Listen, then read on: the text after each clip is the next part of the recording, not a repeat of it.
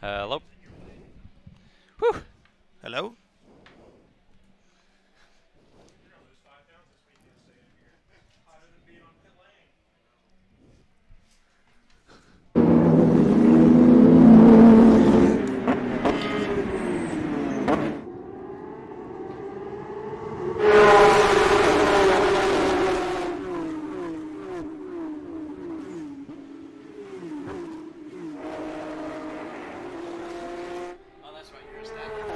Well, you can sit. You've been. No. And you can really see the difference here between a platinum. We had one of those.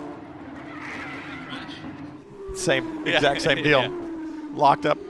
Why won't this turn? There was a lot of action in that race. Holy moly. Action.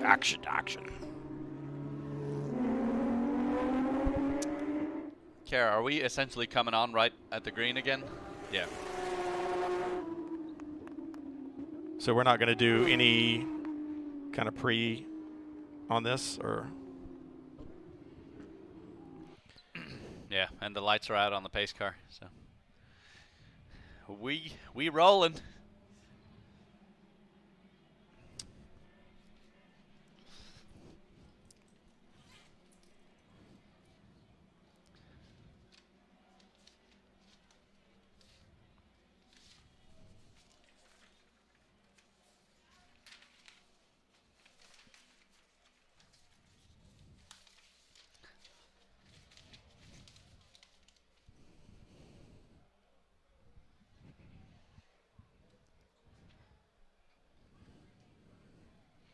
It's IMSA's 50th anniversary season, and one of those series that you love to watch in IMSA competition, Lamborghini Super Trofeo North America Round 2 about to get underway from Barber Motorsports Park. Brian Hill alongside open wheel champion Anders Krohn, and we are about to go racing at Barber. Yesterday's Round 1 was intense, and it looks like we might have a jumper back there in the back as the green flag waves on pole.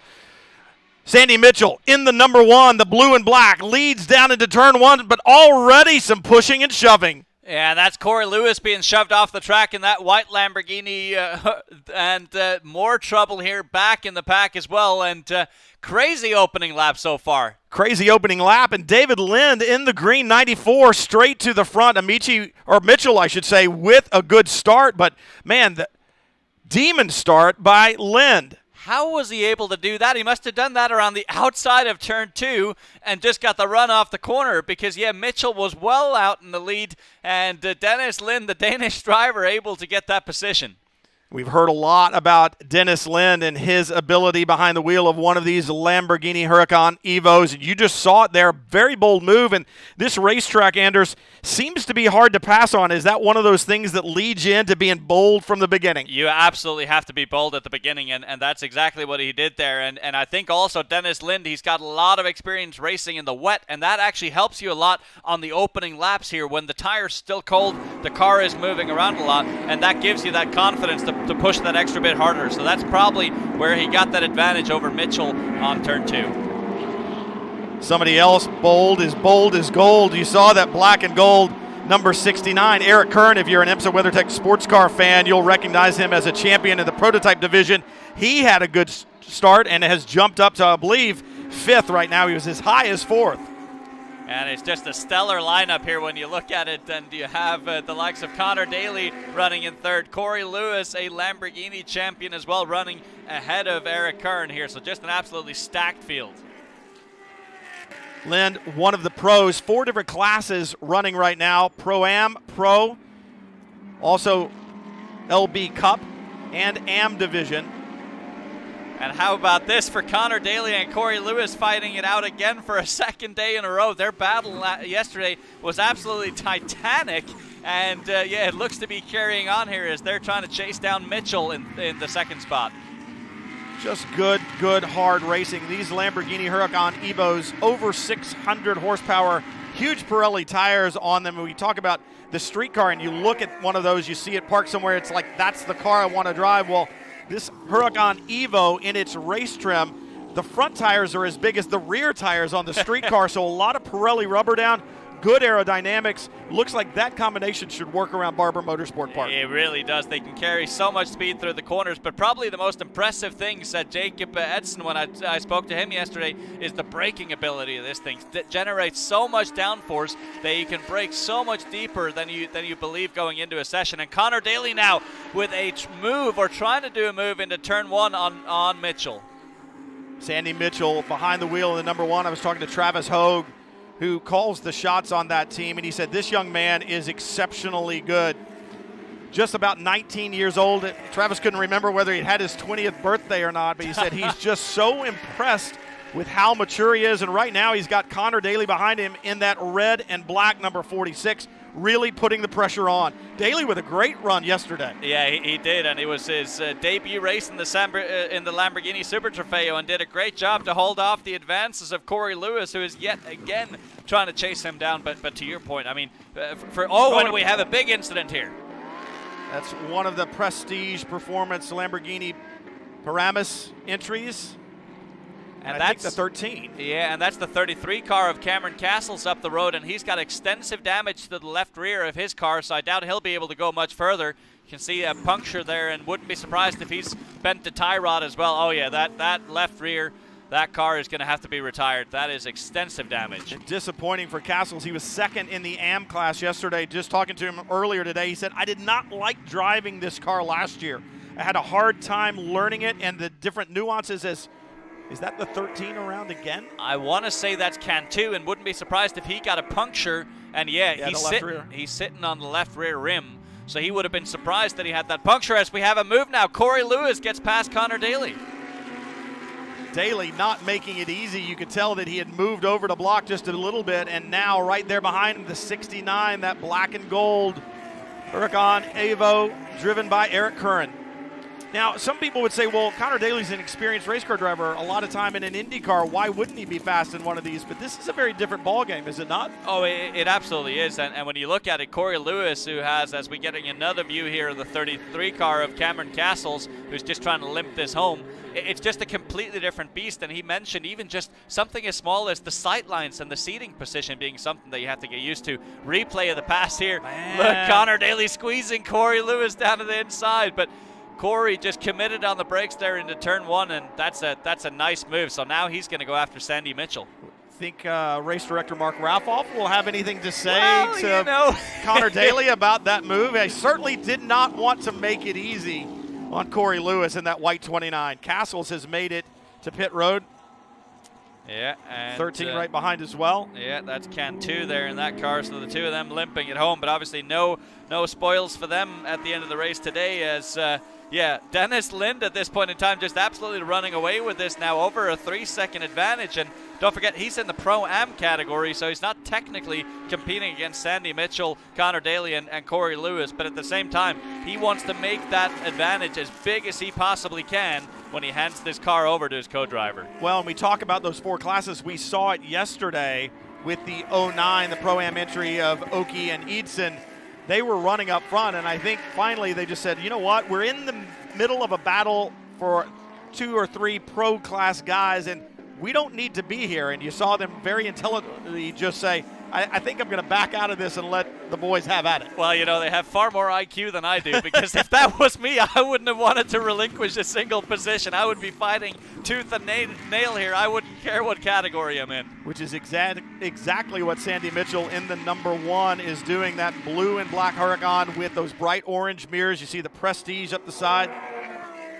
Under intense pressure from Corey Lewis. Lewis, a 2-time champion in the category, and certainly knows how to drive one of these Huracans, and right behind them, the 46, not letting them get away. That's Connor Daly. Yeah, and Eric Curran as well, just kind of lurking right around the corner, getting up to speed nicely, and I think he's catching up to Connor Daly a little bit, so he could potentially be in the factor as well here. But early on in the race, tell you what, Sandy Mitchell, that's impressive to be that young and put on a show like this in front of a Lamborghini Super Trofeo champion in Corey Lewis. I was going to say, he's got a lot of experience just behind him, and we talk about the experience in these cars.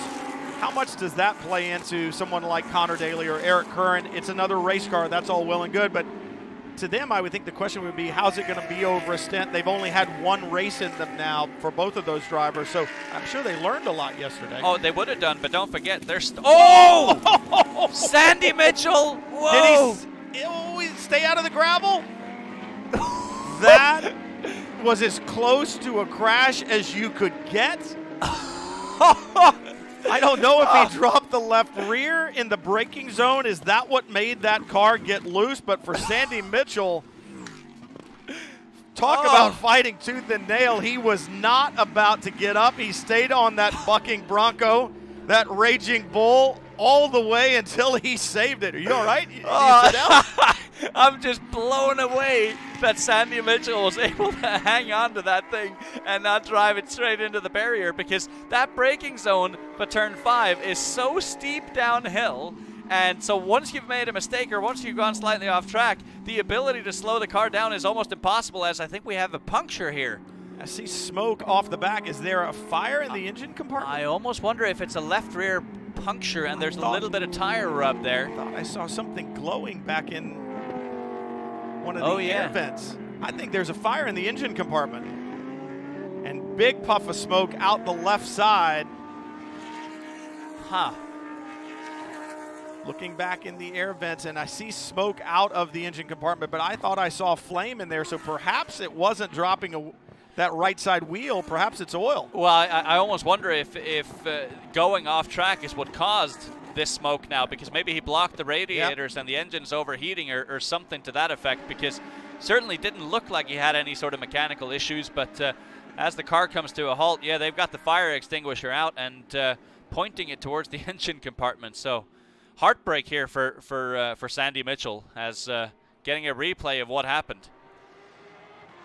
Mitchell out of the car. That's good to see. So into turn 6 in the braking zone. Yeah, and just hits the brake and just gets onto that grass a little bit. And the moment you do that, you immediately lock up the outside tires. So that's what was the root of the issue. And of course, now the question is, what happened here as he went over the gravel trap to cause the engine to catch fire? Because, certainly not caused by the initial incident. Well, you would think that with the diffuser underneath, there's the fire that we were talking about. That's much larger than I saw. Wow. Did it load it up with grass, or did he pull an oil line or something like that? Well, see, that's exactly what I'm thinking, is he must have loaded it up with grass and into the, oh, man, heartbreak here for Sandy Mitchell. In typical driver fashion, he was explaining what had happened, and he had to use a lot of body language there. You saw him with his hands twisting his body around, and you could see frustration on that young man's face. It's amazing, though, that he did save it. You saw those right side tires get in the grass, and then it was Katie bar the door. Yeah, it was astonishing to watch. But meanwhile on track, Dennis Lind's lead has evaporated slightly here, down to 3.3 seconds. It was up to 4 seconds a lap ago. So Corey Lewis now starting to reel in that car of Dennis Lind. Maybe his tires, maybe they started with slightly lower tire pressures on that car of Corey Lewis, and now with clean track ahead of him, he's able to catch up to Dennis Lind. So why would you want to do that? Why would you want to start with those lower tire pressures? Well, it's just all in the name of understanding what is going to come in the race. If you're expecting a lot of full course yellow, sometimes you'll start with slightly higher tire pressures so that you can be aggressive on the opening laps and you'll have the grip right away. Whereas if you're planning for this to go green all the way, you'll want to lower those tire pressures so that they're not as good in the opening stages of the race, but the tires will stay with you for a longer period of time. So that could very well be the strategy. But as they come up to the line here, we'll get the answer on the speed delta between Dennis Lind and Corey Lewis on this lap.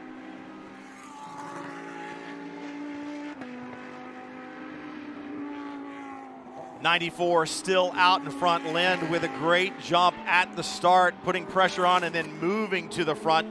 And Corey Lewis in that white 29 hanging there as well, but not a good day for people who did well yesterday. We saw Cameron Castles, who finished second in AM with his problems, and then Mitchell there in the #1 with the fire. They have retired. They finished on the podium yesterday in Pro. Yeah, they are, and this lead is quickly evaporating. Look at this, 2.6 seconds, and of course they're not competing for position as it were in categories. Dennis Lind in the Pro-Am category, he is the pro in that car, and Corey Lewis in the outright pro category. So I bet Corey Lewis, though, wants to prove himself, wants to show that he can reel in the Lamborghini factory driver of Dennis Lind here at Barber Motorsports Park. You think about it, Dennis Lind, what a great job. We talk about what a good job they've done. That whole P1 Motorsports Lamborghini Broward team has done. The 94 quick yesterday probably didn't have the finish that they were expecting and that they wanted, because in fact they did not finish yesterday. They were not classified, so it seems to be kind of a tale of two tapes. Some of those that found success yesterday struggling a bit today, and vice versa. Yeah, and don't forget the drivers that started the race yesterday will be second in the car today, so that's a change of strategy as well for everyone, and really cool format here as we have our amateur leader, our AM leader in Snow in the 63 car. Okay, Snow, I talked to him just a little while ago. He spent time driving Porsche as well, and he said the cars are just very different. Obviously, engines further forward in the Lamborghini, so the balance, I would think, feels very different. Anders, and also no ABS in the other car, ABS in this one, and he said it's an adaptation that he had to make. And it's the exact same thing that Connor Daly said. Just the thought of just going to a brake zone and absolutely just pounding the brake pedal and letting the electronics do the modulation coming into the corner was such a foreign feeling to him. So that for sure is going to take a little bit of time. And don't forget, they also have a very advanced traction control system here that you could dial up or dial down. In LB Cup, Mel Johnson in the 08, second of those two cars. He had a good run yesterday, and now having another good one today. So for Mel Johnson, the winner in LB Cup yesterday, he was really beginning to put pressure on the car just in front. That's the 7 of Sheena Monk. We talked about good to have her back. She had a season-ending crash last year, later in the season at WeatherTech Raceway Laguna Seca, and she returns this year here. First weekend of 2019, and Johnson looks up the inside, nothing doing. Sheena Monk saying, not going to happen here. And did you notice what Sheena did in the brake zone there? She just kind of went diagonal for the apex there, just to kind of close that line off for Mel Johnson. But Mel with a clear speed advantage here, so wouldn't be surprised to see him take that position. Even though they're not fighting again for position in class, it's still important for someone like a Mel Johnson to make every position that he can just to gain that experience for down the road. Well, and how do you tell yourself that? How do you tell yourself that the car in front of you isn't really there? Well, you almost can't. You almost just have to race whatever's in front of you and whatever's behind you. And again, all these cars are equal. So, I mean, there's basically no difference there other than some minor tweaks to the springs or dampers or cambers or casters. So really very little you can do to the cars. So I think Mel Johnson is just viewing this as outright competition. Well, and he wants to get by as well, because you saw the black, blue, number 36 just behind him, and that was Matt Dickin in the Change Racing Lamborghini Charlotte. So he needs to get past Monk so he can make sure he stays clear of his competition. Take a look at the leader in traffic, the 94 on your left, the 24 that he's trying to get around, the 24 of Adepachu. That could have easily spun Dennis Lind around, and of course now that means the lead has gone down even more, 1.1 seconds the last lap around to Corey Lewis. So Corey Lewis is hounding Dennis Lind here with more lap traffic ahead. But Corey Lewis is going to have to get through that as well. And one of the things that we have to point out, 4 different classes, but all of the cars are exactly the same, so there's no performance advantage like you might see in the WeatherTech series, where you've got prototypes versus GT cars at different horsepower and different performance capabilities. The performance capability in these cars, in this category, and they call it one of the most exciting single make series you'll ever watch, is because all of the cars are exactly the same, regardless of the experience the driver Well, I think has. they say it's the most exciting single make series in the world, and look at this thing. But no, I think that's what makes it such a great series, is the fact that these drivers that can be just out of the Piloto Corsa program, which is a 3-day intensive driving program, can essentially come straight into the series and compete with seasoned pros, and in the case of Dennis Lind, a Lamborghini factory driver. So it's a great opportunity for them to come in, compete in their own category within the same series, but really just learn the ropes and see how big their delta is to the leaders, and be able to gradually work that down as they gain experience. Former champion Corey Lewis in that white Lamborghini Huracan, the number 29, running second, trying to chase down Dennis Lind in front in the 94. In 2 different classes, but they both want that overall victory, and Lind in that bright green 94 out in front, caught in lap traffic yet again, and that's going to stack him up. Corey Lewis is going to close the gap just that much more. Yeah, he is. But Corey Lewis, now where is he going to catch that lap car? Is he going to be able to get by in turn 1? I think the answer to only barely. That's a lucky break there for Corey Lewis, because otherwise he would have lost a ton of time through turn 1 and turn 2. I'll tell you what, heads-up driving by Randy Solari in that number 3 Dream Racing Lamborghini North Los Angeles entry, because he saw it coming. He started to turn in and went, nope, I don't want to get in the way of that. I'm sure the crew was on the radio, wouldn't you think? They would have absolutely been, but that's a difficult spot to be in, because the moment you decide to turn in later and let someone go down the inside, that means you're out in the marbles. You're collecting all this old rolled up rubber, so now you're going to be compromised for grip here for the next few laps. Look at this down in turn 6 in the hairpin, the 34. Whew. D. Bryce Miller right there behind McKay Snow in the 63, and they're having a great battle once again. 2 different classes.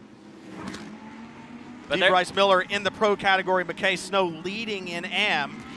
But they're both going to be learning so much here from doing all this battling back and forwards with each other, doing the high-low, doing the deep dive on the brakes here, and they're both going to come out of this a lot stronger for sure, as the pit window is now only a minute and 30 seconds away from opening, and that's when we'll get into the strategy game of who pits right when the window opens and who waits until the window closes some 10 minutes later. McKay Snow there in the 63. We talked about having a good day yesterday, winning in the AM category in the Change Racing Lamborghini from Charlotte entry. Remember, his brother Madison Snow, if you're a WeatherTech sports car fan, won the GTD category last year with co-driver Brian Sellers in a Lamborghini. I said, are you and Madison going to race together? Maybe look forward to something like that? And he goes, nah, Madison's too slow. I'm quicker than he is. Well, there you have it. And, oh, Connor Daly to pit road, missing a right rear tire.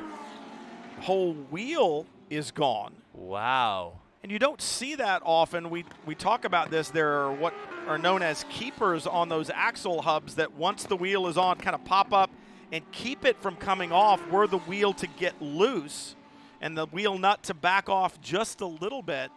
See, I'm trying to figure out if the threads have got crossed here or something, because, yeah, usually, as you say, that would have never happened. Just outboard of the threads that you can see just a little kind of a nub sticking up. That's the keeper. All of that seems to be in place, but... And just as we're saying that, I actually just saw kind of Daly suddenly dropping down the charts, and we didn't have an answer to why, but, well, now we do, don't we?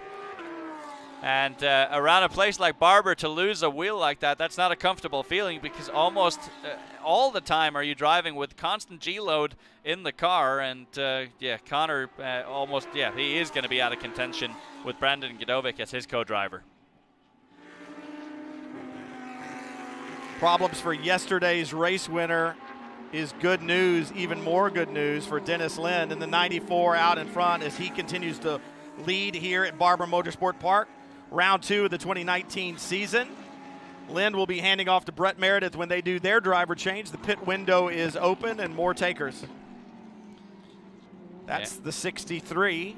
And that's McKay Snow, so that's going to be a no driver change pit stop. He has to sit still for 3 seconds longer than those making a driver change, just to kind of equate for the fact that the driver sitting in the car has a bit of an advantage over someone that doesn't jump in the car. So coming to pit lane, checking tire pressures, making sure everything looks good there. But after about a minute of sitting here in pit lane, McKay Snow should be able to be on his way again as Connor Daly is leaving pit lane again.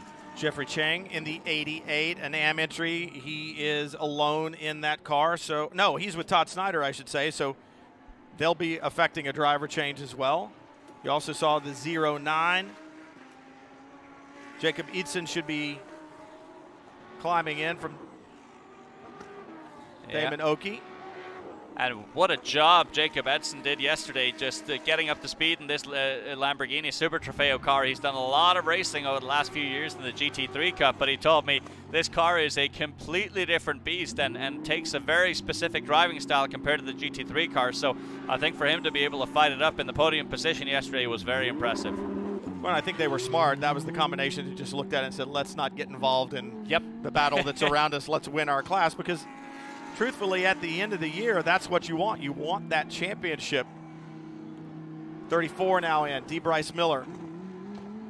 And wouldn't be surprised to see our leader here wait until the very end of the window. That's Dennis Lind, the pro in that Pro-Am lineup in that 94 car. So he's probably going to stay out as long as he possibly can. And Corey Lewis, while he's got the steam going, he's going to stay out as long as possible as well in the 29 car.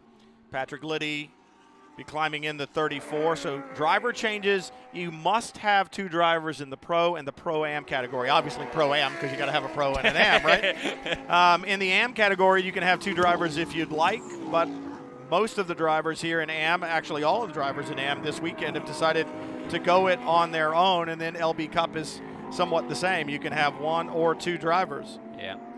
And Dennis Lind here sort of still able to keep Corey Lewis at bay. And as we say that, Corey Lewis does come into pit lane. That's, of course, going to be Richard Antonucci taking over the wheel there. And I will tell you, there were fireworks in Victory Lane yesterday because of some little argy-bargy, as my good friend Calvin Fish would say, that occurred. Mr. Antonucci not afraid to kind of use up some of the carbon fiber on the side of that 29 to move people out of the way. You couldn't possibly be referring to the incident on lap 1, could you? I have no, yeah, maybe I have no recall of that. We might actually look at that here in a little while. But yeah, Richard Antonucci getting in, and it'll be interesting because remember, the drivers who started yesterday finished today, so that bad blood we'll have to see if it remains, because I'll give you a little foreshadowing. Andrea Amici and Richard Antonucci, they both end in a vowel, but they do not like each other very much. That is for sure, and you just see here with this pro lineup, they've smartly decided to essentially just split the race down the middle. So 25 minutes roughly for Corey Lewis, and then it'll be 25 minutes as well for Richard Antonucci, as we have another car to pit lane here. Can't quite make out that number yet. That'll be the 24. And that's Ron Adepachu from US Racetronics and Lamborghini La Jolla. And this is his first time in the Lamborghini Super Trofeo series. He raced Lamborghinis back in the 90s.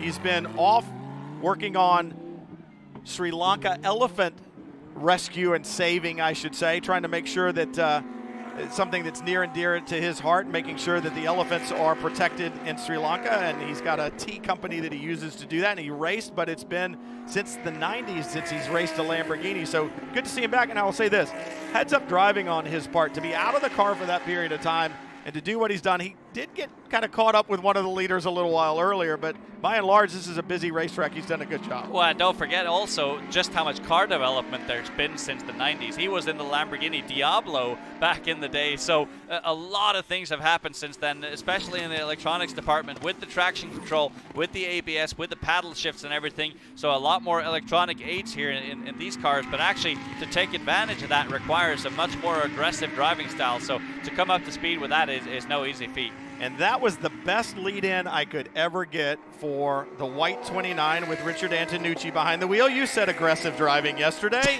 Here it is. Well, so he kind of sort of just opens his hands here and kind of shoves Amici right off the track, and for that he received a drive-through penalty, and also by the sounds of it, some harsh words from Amici. Well, Travis Hogue, who's the team manager there at Prestige Performance Wayne Taylor Racing, was not particularly pleased, and Mr. Antonucci said, "I'll do it again tomorrow." So we'll well, there you have it. Which led to another couple of exchanges, but we'll have to see if that holds true, because if Andrea Amici in his number 1 Lamborghini Huracan Evo can get up there, we'll find out. That is the leader in LB Cup. Yeah, Mel Johnson to pit lane, and of course he's not going to be making a driver change, so 83 seconds total he has to spend in pit lane. So that equates to roughly a minute of sitting still here and change in pit lane. So that's just, that's such a tough thing for a driver, to just sit still, no air flowing through the cockpit whatsoever, just waiting until he can go again. It's kind of like a slow delivery of your drive-through food. You know, you pull up and you get a little water and you're like, come on, can't we get moving here? I don't know. I feel like 60 seconds is pretty quick for a drive-through, so I'd take that any day of the week. All right, what are we going to have? You see the 29 right there. Richard Antonucci, the 94, up in front. Lynn, or behind, I should say. Lynn being shown by timing and scoring still in the car. Yeah, so Lind's probably going to do one more lap here. He's going to have time for just one more lap, and then he's going to have to pit because the pit window closes at 20 minutes. So let's see here and confirm that Dennis Lind does come in on this lap, so wants to just make sure he gets in well before the window closes. That shot always gets me here at Barber, watching the cars come to pit road. You look at that long shot and you see them dart straight off and you think, oh my goodness, somebody's had a problem, but they're actually just coming into the pit lane. So that is your leader, Dennis Lind, into pit lane, and I believe Eric Curran behind him. Is that the gold and black 69? Yeah. That's your second place car. Antonucci in third, but almost a lap down. You saw as Lind came in that Antonucci was just up in front of him. We'll see how this cycles through. Yeah, and don't forget, this is the battle for the Pro-Am category right here. Eric Curran jumping out of the car, and William Cabell climbing back into that car, and a little bit of grass on the front end of that 69 car there, so potentially some overheating issues later on in the race. Crew going to take care of that. They've got time to get that done. It was an 85-second gap from the 94 back to the 29 of Antonucci when Lind hit pit lane. See what the gap is when they come out. It's the time of the pit stop is from the timing line on the way in to the timing line on the way out. It's not how long the car sits still. So the crew has to do a really good job of understanding what that drive-through time is and how long the car needs to sit there. Obviously, you want to cut it as close as possible, but if you cut it too close, there's big penalties to be had. If you cut it too close and you're a second or more quicker, you're automatically given a drive-through penalty, and yeah, that will take you out of contention right away. Essentially, if you're 0.1 seconds, the penalty you'll be giving is you'll be given a time penalty at the end of the race by 3 times as much as the offense. So yeah, hopefully none of that to happen for any of the contenders, though. So the 94 is back out, but the 29 just flashed by. So Antonucci right now should be in the lead, I would think. And as timing and scoring cycles through, there's Antonucci in the white 29. There's the 94. Brett Meredith behind the wheel. We'll see what Meredith has for Antonucci. And of course, I fully anticipate Antonucci will potentially win this race overall, because Meredith in the Pro-Am category, and he is the Am, so should technically not be anywhere near as quick as that car of Antonucci. That battle that we hope to see between Amici and Antonucci obviously not going to take place. We saw the problems early for Sandy Mitchell in the one. That fire in the back after a tremendous save by Mitchell after dropping a wheel in the brake zone for turn 6. They are out of the hunt. And ironically enough, that fire in the engine bay could have actually saved the team money over what could have been if those two were fighting each other. I guess that's a good way to look at it there, Anders. There's the silver lining for you. Well, and you would expect, as you said, for Richard Antonucci to be considerably faster, or faster, I should say, than Meredith behind him. Meredith did not make his living doing this, so, and Richard Antonucci, certainly the hired gun in the 29. And Richard Antonucci with so much racing experience. First open wheel racing in Europe, then he came to Indy Lights here and won races with Schmidt-Peterson Motorsports, who's obviously now and a bit of a wiggle there. Did you see he was touching the grass in the braking zone? I was going to say, he almost did the exact same thing that we saw from Sandy Mitchell. And to be honest with you, I think part of that is you sit so low in this car, and it's such a wide car that sometimes it can be difficult to see where your right front corner is. So I wouldn't be surprised if he was just focused on the apex and didn't necessarily know exactly where the placement of his car was in that brake zone. If you've not been to Barber Motorsports Park, you certainly need to come here. But if you're a snow skier, in my mind, you can kind of understand it. There are certain places, this 8, 9, and 10 complex, it's almost like stepping from ski to ski in a slalom course. It's that same kind of feeling where you're moving that weight side to side, and other areas feel like a giant slalom where it's still back and forth, but in a more wide open setting. It absolutely is, and it's also the same feeling when you have a good car beneath you. It is almost like carving on skis when you the rhythm is perfect and the skis are just digging into the snow absolutely perfectly. However, if you're not happy with your car setup, yeah, that car is going to feel like it's on top of the surface, almost like skis when you don't get enough carbs. So yeah, very, very similar, especially with all the camber in the corners here at Barber. Round 2 of the 2019 Lamborghini Super Trofeo North American Championship continues. Richard Antonucci out in front in the 29, and they have been spectacular from the get-go. He and Corey Lewis in their Change Racing Lamborghini Charlotte entry came with a bit of a problem for one of their competitors in the number 1, but still a great drive.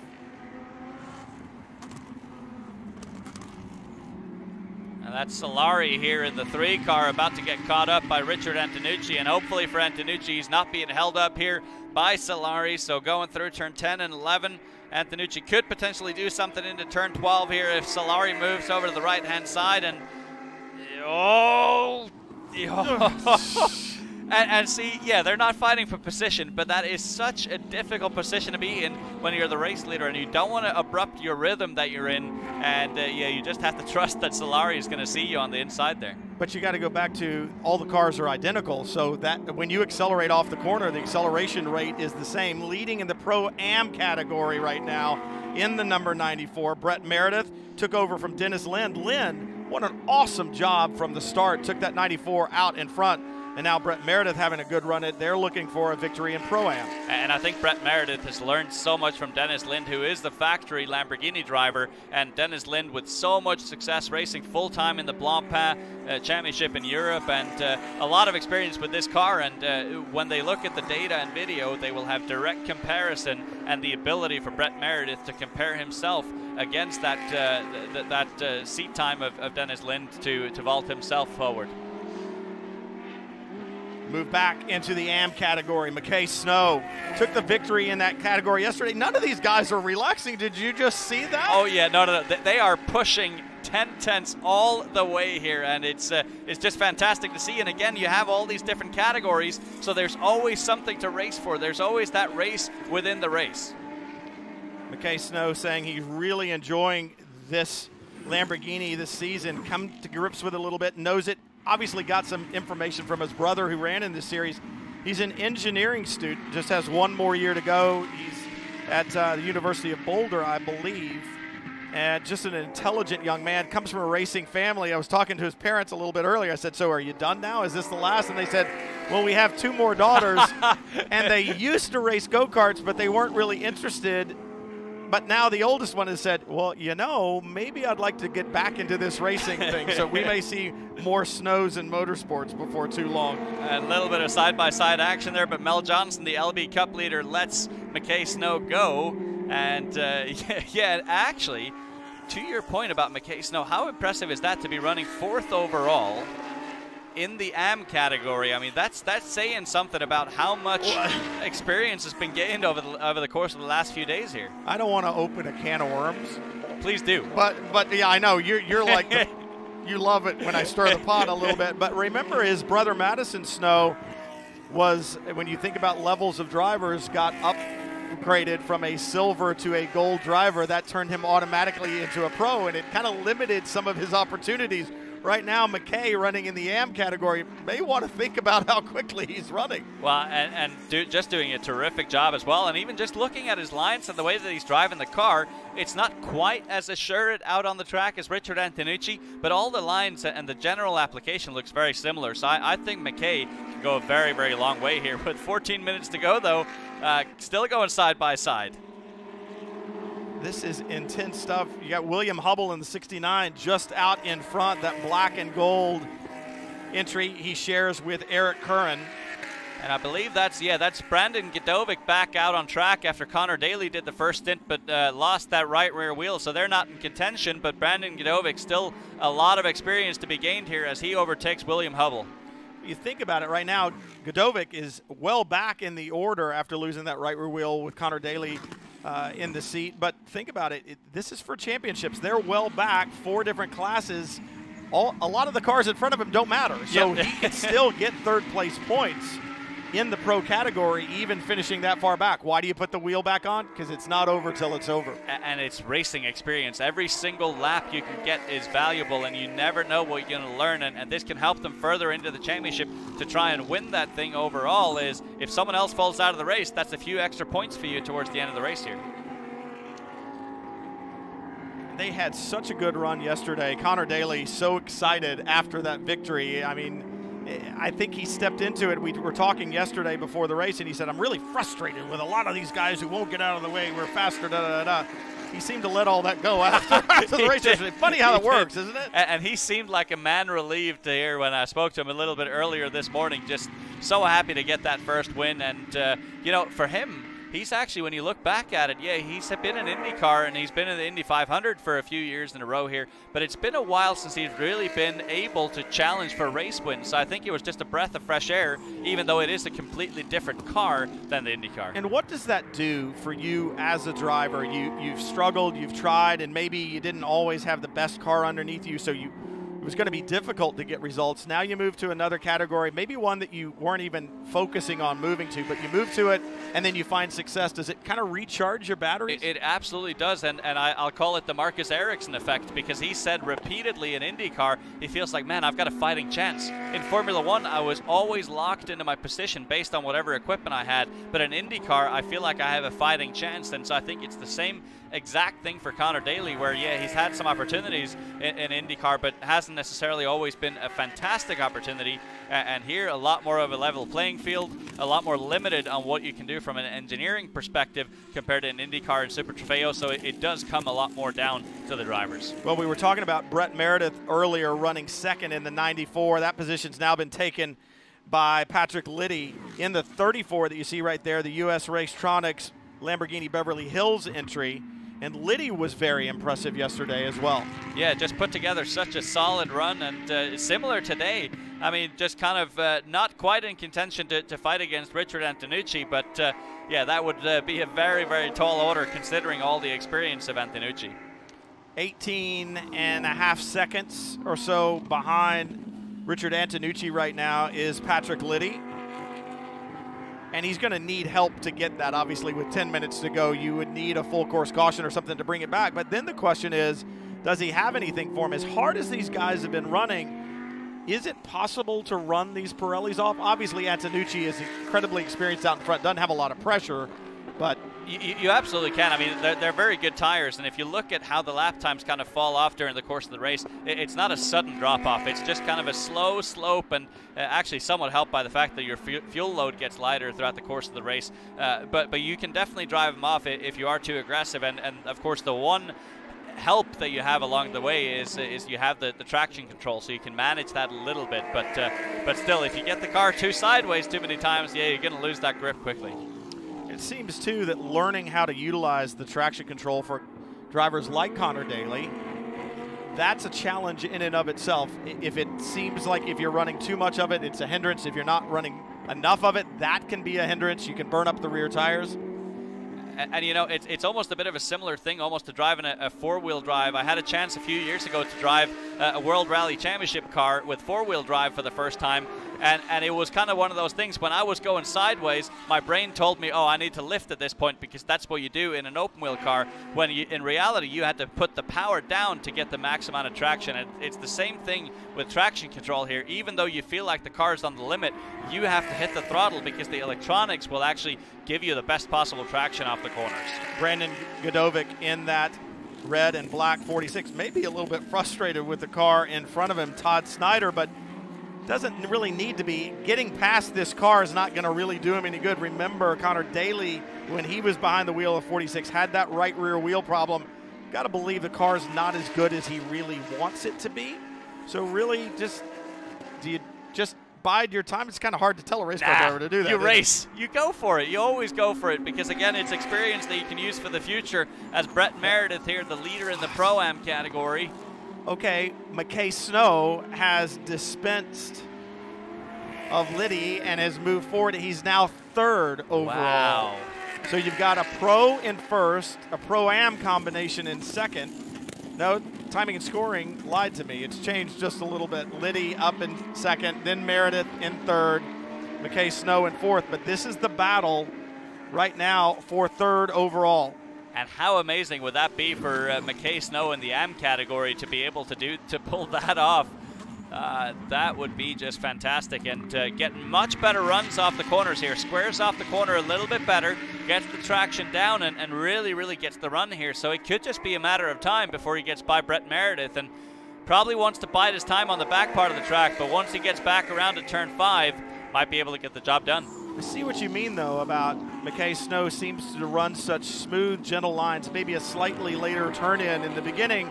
But does that wear the tire a little bit less? Perhaps he travels a little bit farther, but is it easier on the tire? I absolutely think it is, because that slightly higher arc going into the corner means that when he's going to power... Oh, he's looking there. Oh, yeah.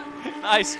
But when he gets on power, it means that he's asking the tire to do more of one thing at a time. It's just accelerate. It's not accelerate and turn at the same time. So could very well, if he gets close enough into turn 2 here, and gets the run off, he could very well challenge here for 3rd place overall. So squared off, now go down to the inside and get to the power. Nope, runs a bit too wide that time, so lost a bit of traction. What does McKay Snow have? And then the 0-9 right behind. Eatson now in this fight. Eatson looks inside Snow. And I think McKay's going to say, you know what? Yeah, I don't need to battle.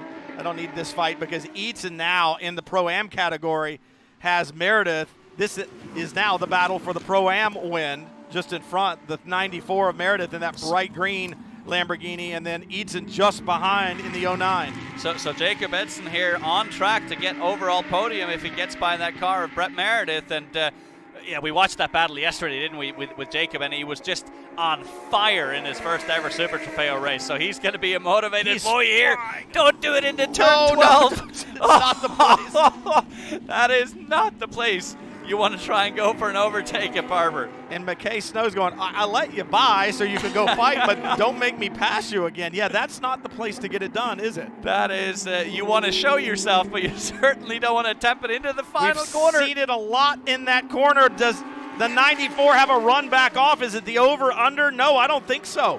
And McKay Snow is going to take advantage here and dive down the inside of Brett Meredith into turn 1. Can he get that job done? Yes, so 2 positions lost in 2 corners for Brett Meredith. I kind of feel like McKay Snow may have said to Jacob Eatson, fine, if you want to go ahead and see what you can do. All right, you've done it? All right, now I'm coming back. All right, you're in the lead now, because now if Snow can get back past Eatson, he has 3rd overall. Eatson's still leading in the Pro-Am category. No harm, no foul. So let's see what McKay Snow has. Will he charge back up on the rear bumper of that silver 09? What a great battle. And let's not forget, they've already raced now for 45 minutes straight. So these tires will have seen the best of their life a long, long time ago. So still to be battling it out this hard is awesome.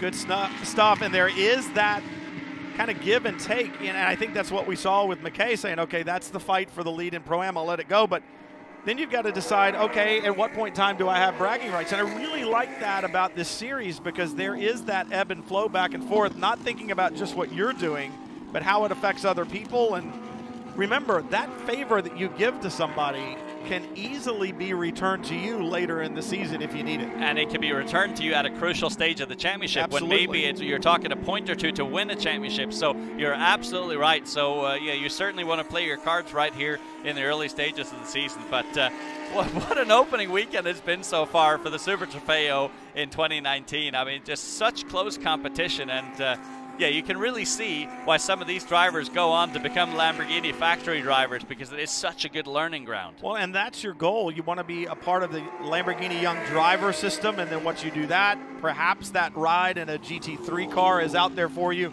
in the various series around the world in which they run.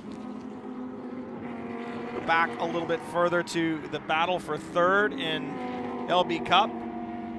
Ashton Harrison in the 43. Yeah, just in front, 88, Todd Snyder. And Ashton, she's pushing hard here, and clearly she may have been preserving her tires earlier in the race, because she's got much better pace. Don't necessarily want to do anything into turn 1, but watch out in turn 5. Wouldn't be surprised to see her dive down the inside. So now she's going to run that slightly higher arc here. Oh, this is a tough move, tough move, gutsy move.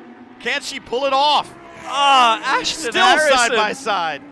Travis Hogue, who's the team manager there at Prestige Performance Lamborghini Paramus, was so impressed with her drive yesterday, and why would you not be now coming back to the inside?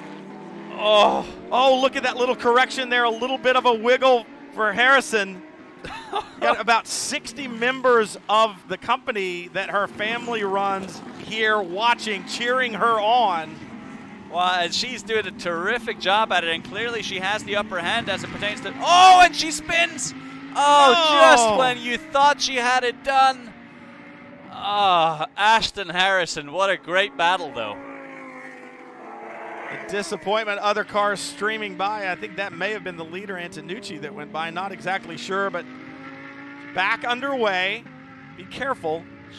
And I tell you what might have very well happened there at the bottom of the hill is when they went side by side, she was out there in the clag and picked up some rubber on her tires, then tried to go to power, spun that thing right around. How quickly it can go wrong. And this is just sheer will here, wanting to get to the power as quickly as possible. Maybe she had the traction control settings set a click or two too light and just spun those. And again, it's some 620, 630 horsepower under the bonnet here, so easily done. Pirelli tires a little bit worn out. Maybe the traction control, as you said, not quite there. 620 Lamborghini horsepower, trying to make it to the ground and just did not work that time. But what a spectacular lap or so of battling. Ashton Harrison there with Todd Snyder in the 88. And some really gutsy moves. And clean driving by both. And just full-on commitment for Ashton Harrison there. And she obviously co-drives with Stephanie Simo. So a great race for them up until that point. But that'll spur them on towards the end of the season here as we have 1 minute, 20 seconds to go with Richard Antonucci a full 20 seconds ahead of Liddy.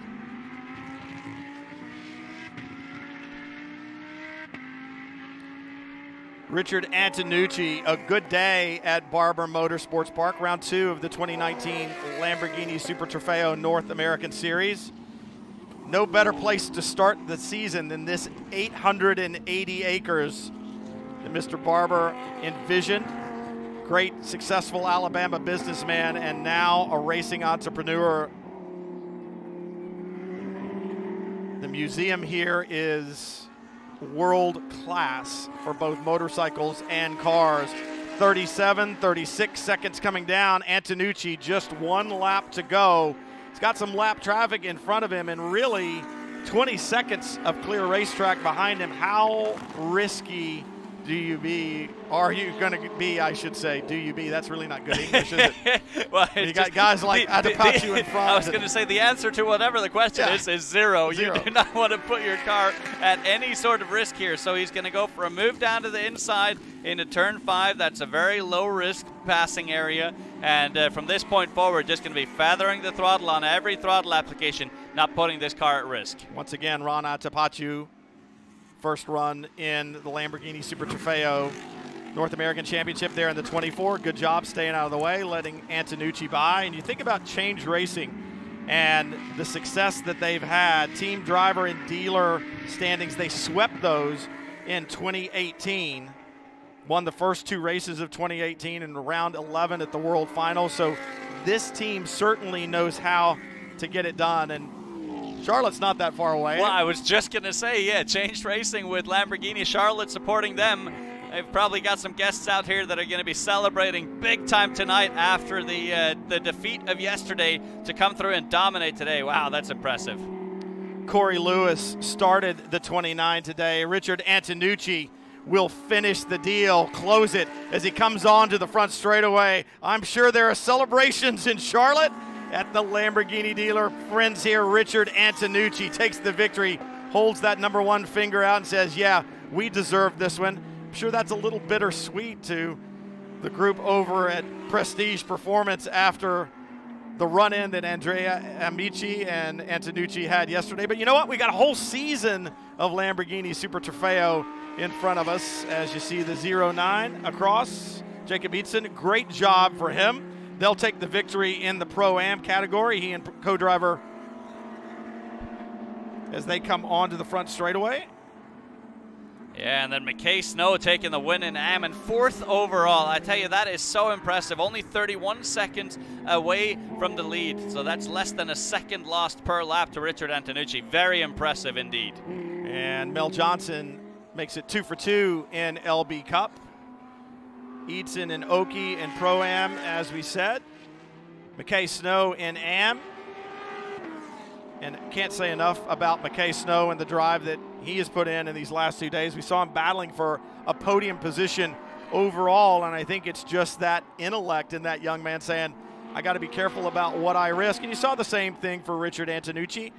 Perhaps that penalty that he got yesterday kind of calmed him down just a little bit today, but he didn't have the same type battles today, did he? Yeah, he definitely didn't, but at the same time, that's one of those deals as a professional driver where you can get away with doing that once or twice, but you certainly don't want to make that a recurring theme. And but today, perfect execution for Corey Lewis and Richard Antonucci, and still just very impressed with McKay Snow to be able to place 4th overall to win Am. So you're an open wheel champion. You look back at all of this that you've seen this weekend, the Lamborghini Huracan Evo, and you and I had some time to look at it down there, and just opening the door, even of the race car, smelled like a leather purse factory over in Italy. It was just beautiful Alcantara leather on the dash.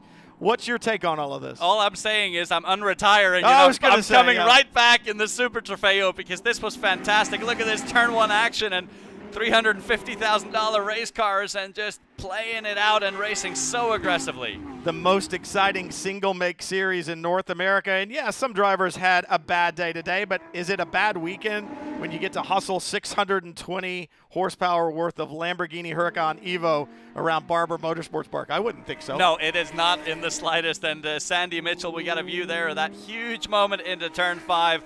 Just a great opening weekend for the Super Trofeo, and I can't wait for the rest of the championship. It's going to be tough in every single category. Heartbreak for some, celebrations for others. For Anders Krohn, I'm Brian Till. Thanks for joining us for Lamborghini Super Trofeo North American action. Congratulations to all our winners, including Richard Antonucci and Corey Lewis with the overall.